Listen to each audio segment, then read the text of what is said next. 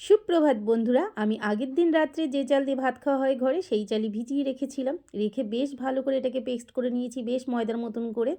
এবার আমি এটাকে একটু লবণ দিয়ে ডালের মতন করে একটু জল দিয়ে গুলিয়ে নিলাম। আর এই শাঁসটা আমি কিনেছিলাম আমডাঙ্গা মেলা থেকে 300 টাকা দিয়ে। এই দিন গিয়ে জিজ্ঞেস করলাম, বলল 200 টাকা। এবার আমি শাঁসটাকে ভালো করে গরম করে তার মধ্যে সর্ষের তেল দিয়ে একটু ব্রাশ করে নিলাম। নেওয়ার পরে আমার দিদিমাকে দেখলাম এভাবে কাপড় দিয়ে নিত, তাই আমিও একটু কাপড় দিয়ে নিলাম।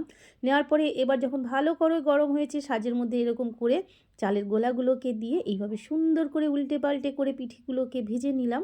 আর ওই দিন ওর বাবা এনেছিল নয়েল গুড়। ওহ, তাহলে তো কোনো কথাই নেই। গরম গরম পিঠের সঙ্গে এরকম যদি নয়েল গুড় দিয়ে খান না, তাহলে তো অসাধারণ লাগে।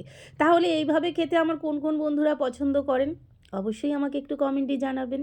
আর কে কোথা থেকে দেখছেন সেটাও একটু জানাবেন। ভালো লাগলে লাইক, কমেন্ট, সাবস্ক্রাইব এবং আমার ফেসবুক পেজটাকেও একটু ফলো করে দেবেন। এবার খেয়ে দেখি তো কেমন হয়েছে। আমার সঙ্গে সব বন্ধুরাও চলে